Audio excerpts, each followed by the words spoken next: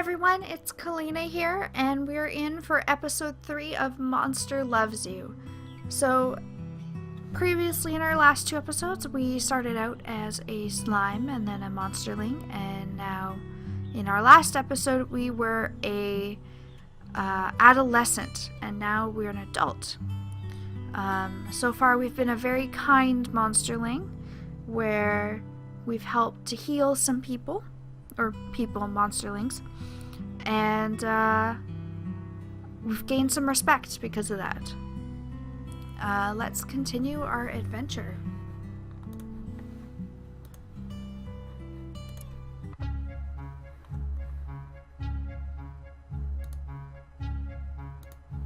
The music is definitely more lively in this one, I find. It's pretty interesting. Okay, so now we're an adult. We're definitely in more of a city-like aspect from the looks of it. It's quite interesting. So we'll recap. I have 81 out of 100 for bravery. Cleverness, 76 out of 100. Ferocity is still pretty low at 33. Honesty, also very low at 30. And kindness is an 81 out of 100. I have 14 days left and 6 respects. So it looks like we have 2 options now rather than the one. We have explore the map.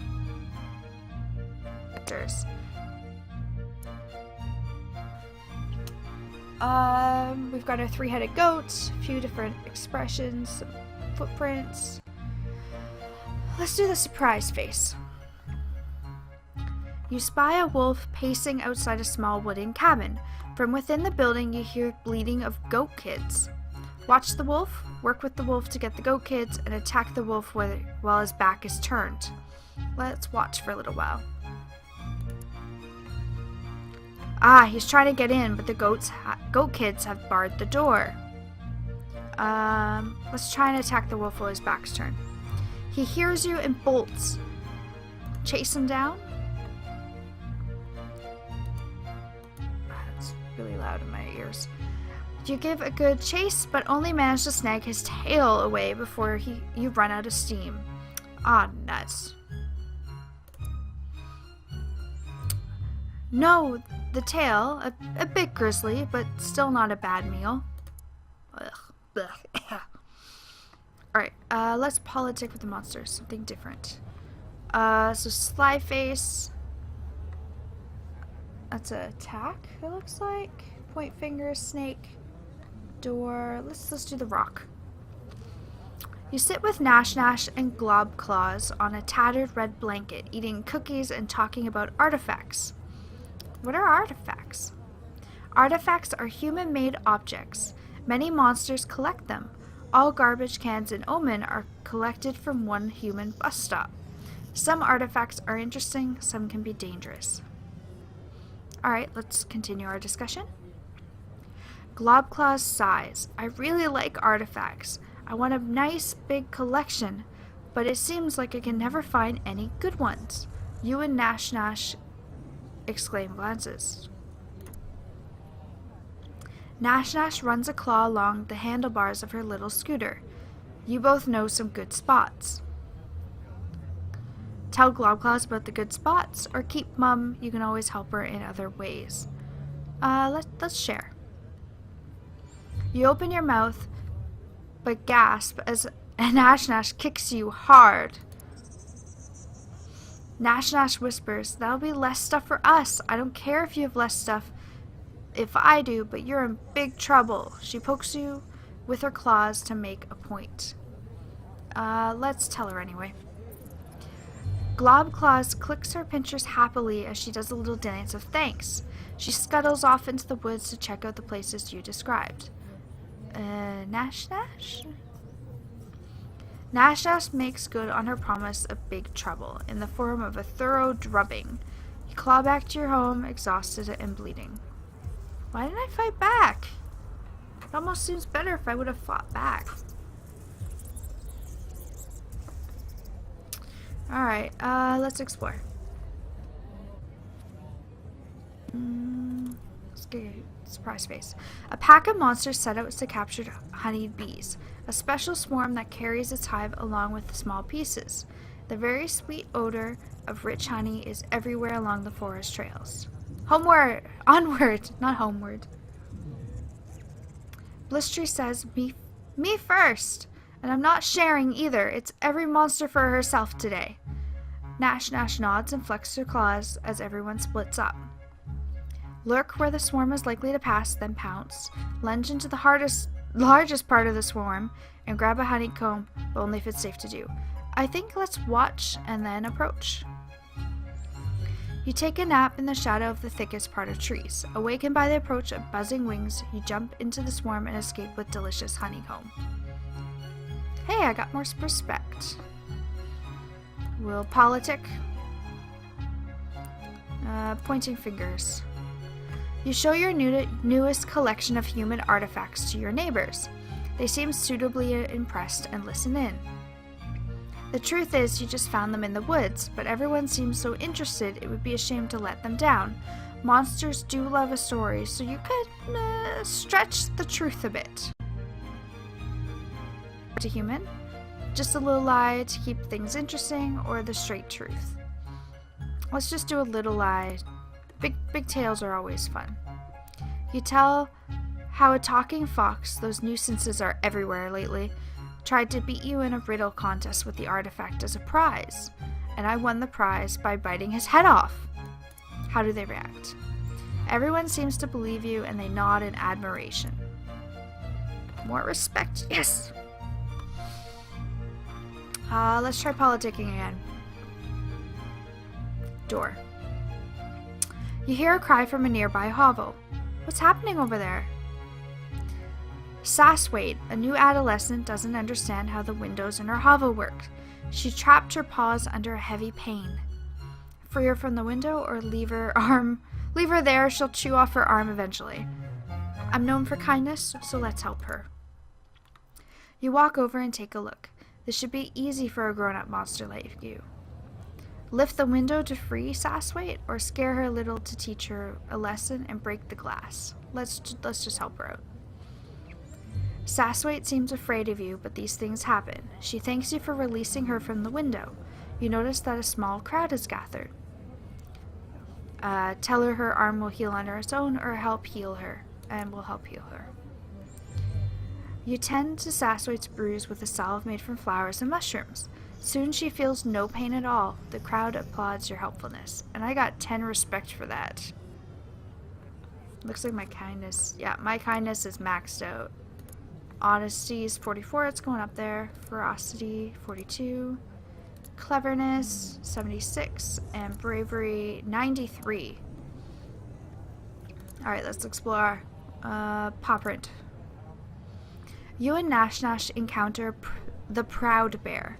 This is an honor and a problem. The Proud Bear has killed monsters, something rare in the animal kingdom. Consider the bear, formulate a plan of attack, nod cordially and leave, and flee, leaving Nash behind. Let's consider him. The bear is so potent that he deserves capital letters when being referred to. He shines from within, radiating into the heart. Let's just nod cordially and leave. The bear doesn't move. It's politic. Sly face. Blistry comes to you, flapping her winglets and clenching her paws. Mupsy Morrill is looking for me. I overslept. Hairy Hare Hunt. That's a tongue twister. What's so bad about that? I was on the list for the hunt, says Blistry, and those we have to collect enough of their feet every year so Omentown has good luck. Ask Blistry how many feet the hunt brought back without her. She yells, "None! I was supposed to watch from above, and the other hunters were show the other hunters where the hares were hiding." Ooh, yeah, that's bad luck. Blistry flutters her winglets again, especially for me. Mupsley's gonna print a story about how I ruined it for everyone. Blistry comes to you, flap. Okay, so we're back in a repeat.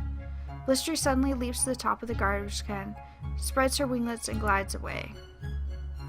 Just then, Mopsy Moro rolls into Portland Square, pen and pad grasped in her thin claws. Did you see Blistery come through here? I want to make sure everyone knows the truth. Tell her Blistery overslept. Claim ignorance or no comment. Yeah, I know nothing. It was worth the white lie. And Blistery is overjoyed. Let's explore again. Laughy face. A flock of geese are in the square. No honk. One can talk above the din. Nash Tree screams. Last one to drive them away is a loser. And she's on the human scooter that she found. Honk. Hunt down the cool secret weapon of your own. The stick is mightier than the wheel. Sabotage Nash Nash. Grab the scooter for yourself. I don't want to be evil. Let's try and find my own weapon. You run into Hamrock's Highville and steal Borrow, the fox pelt he uses as a deer. Let me try that again. You run to Hamrag's hovel and steal Borrow, the fox pelt he uses as a door. Plunk it on your head, you run towards the geese, growling and yipping. The geese swarm you. Uh-oh. You can think of two good options. Think fast, out-honk the geese, or fury and fear unite, attack. Let's attack. You bite a goose in two and grab three more, creating a tornado of feathers. Nash Nash jumps off the scooter to join in the feast. She admits with her mouth full. I believe I got more respect there.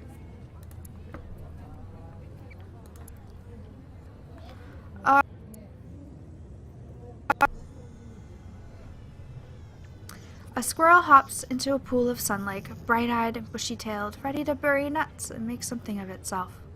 You drop on it from a branch, grab it into a... just decapitation. A young wolf suddenly leaps in front of you, snaps the squirrel out of your claws, and runs off, laughing and barking. Wait. Dog. Turn the tables on the wolf, or chase the wolf into the bushes. Let's try and turn the tables on him. A second squirrel creeps up and pokes at the discorporated head of the first one. You grab the new squirrel and chew on it, thinking. Lure the wolf closer with the squirrel and show everyone that you're smarter than this wolf. Let's lure him closer. You dangle the squirrel over your maw, waiting. The wolf tries to steal it as you planned. You slash her with your claws and she flees, having learned not to mess with you again. Okay, let's politic with some monsters.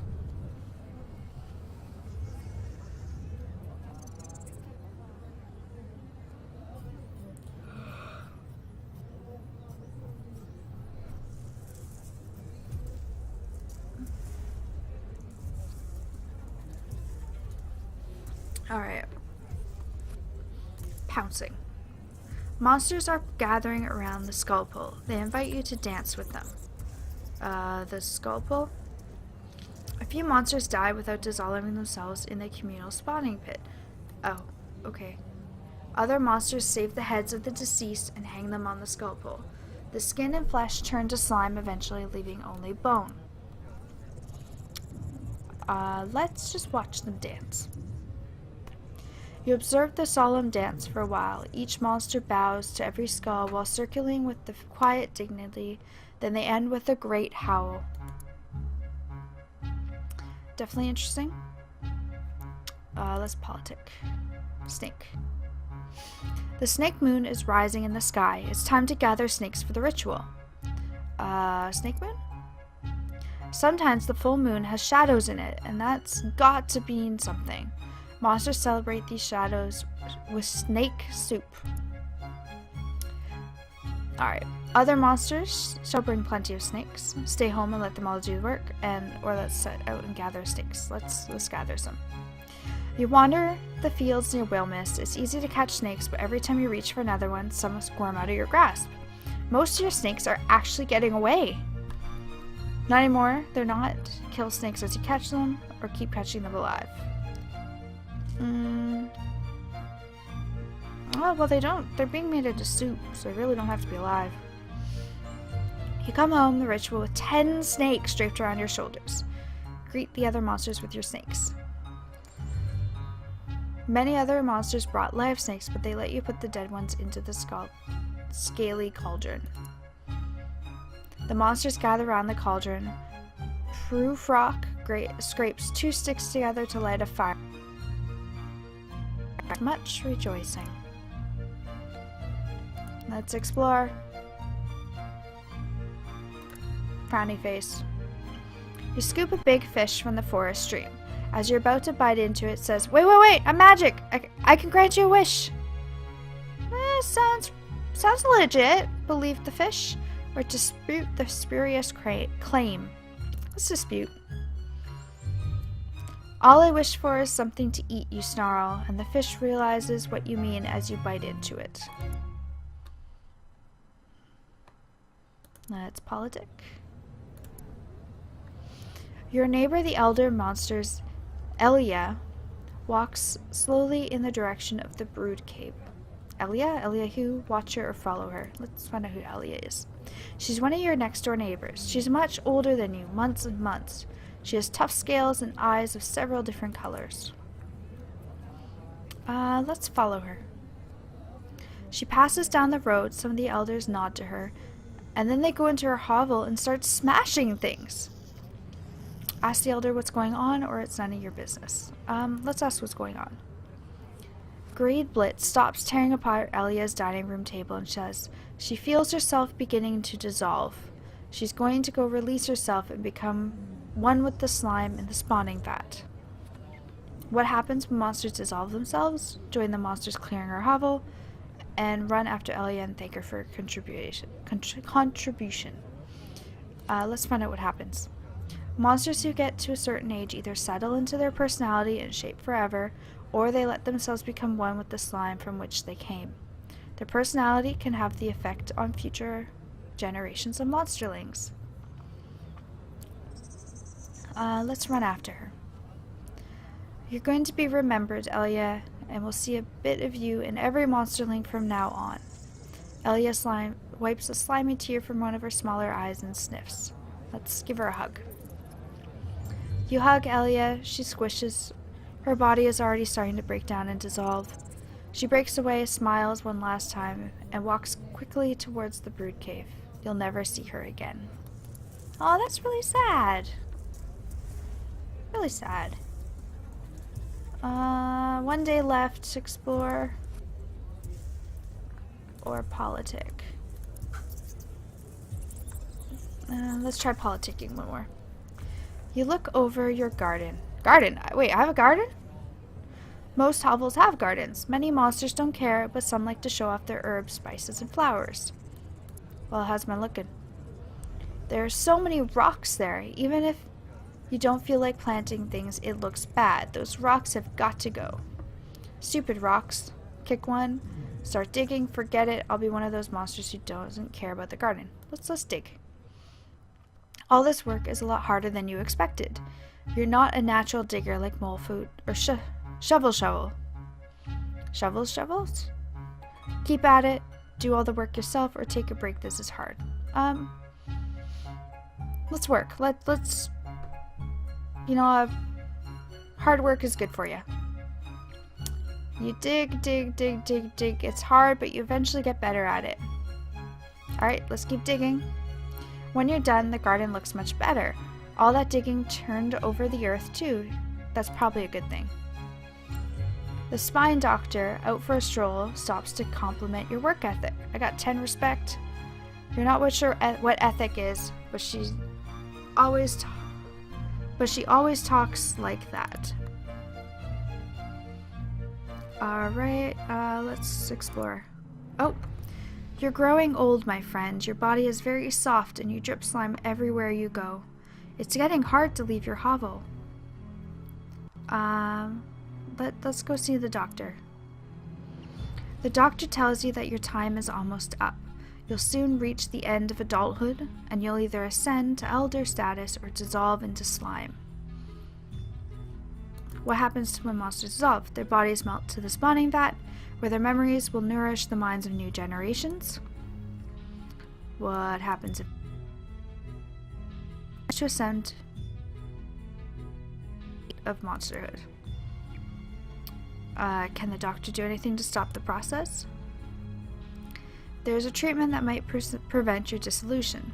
Let's learn about that. The doctor says the treatment involves an extract taken from tentacle-worms that grow in the whale mist. Forget it, we'll face this head on, or that's easy, go get a fern. Let's get a fern. Following the spine doctor's direction, you enter the whale mist and search for a tentacle worm. They're common in these. You wade through a thicket of sticky green coils, letting them brush against your hide until one latches firmly in place. That means it's ripe. You snip the fern with your claws and hear a sound. It's a little monsterling, trying not to be noticed. Ignore the monsterling moving along, yell at her, she should be in the roof cave, or stop for a while. Let's chat. The little monsterling asks why you're dripping so much slime. You look behind you and see a trail of goopy fluids. You explain or eat. Let's explain. The terrified monster seems the young monster seems terrified at the thought of dissolving. She says it's not fair. Animals live much longer than we do, and humans even longer still. Tell her it's natural. You remind her that this is the cycle of life, and it's always been this way. We carry in us the remnants of thousands of monsters who have came and went before us. She seems reassured of it. You point back to Omen, and that's not over for everyone. If other monsters respect you enough, you can live on as an elder and share your wisdom directly and help care for monsterlings. She says, I'd like to do that. Is that what you're going to do?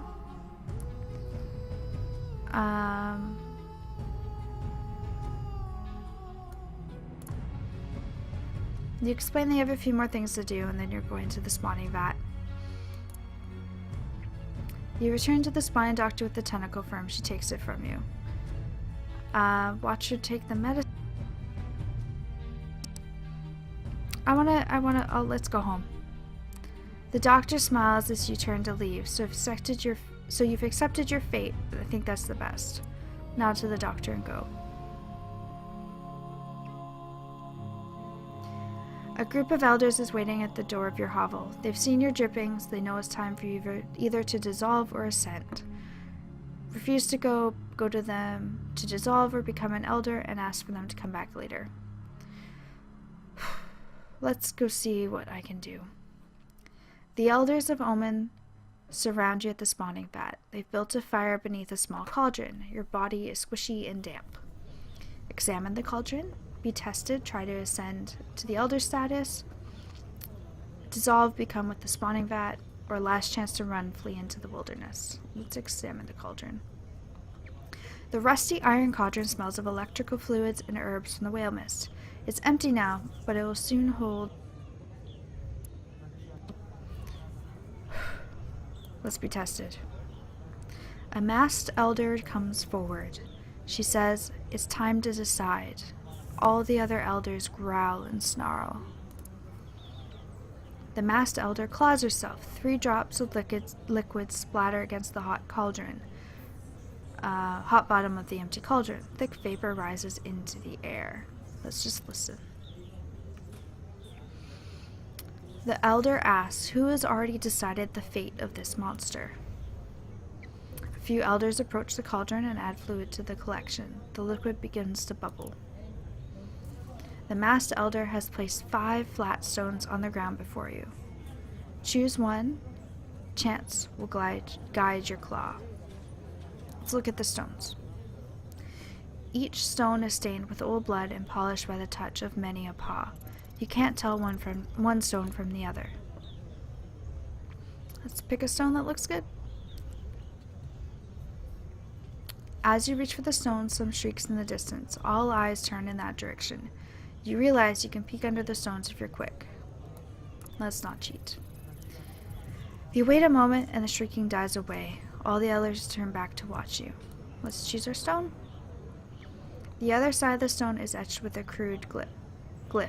It shows a monster holding one claw up. The elder says, honesty.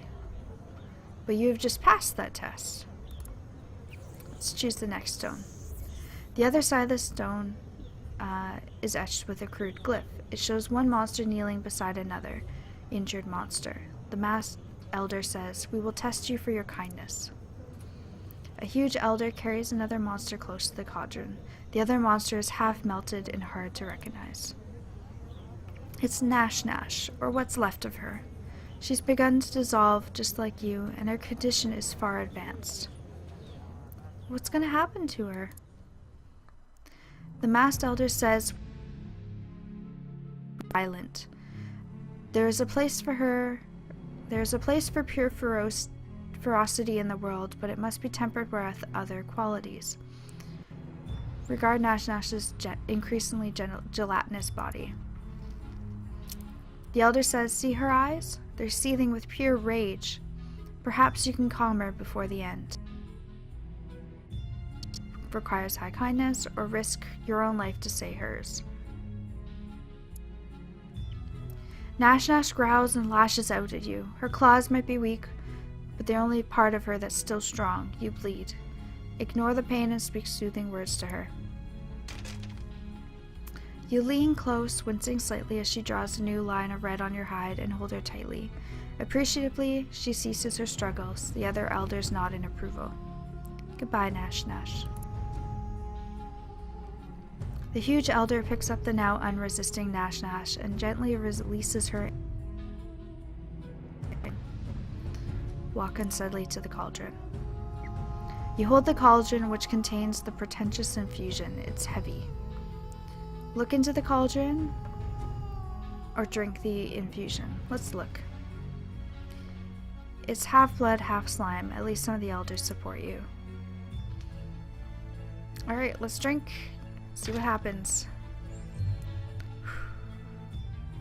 You drink the bubbling concoction, then belch, and howl.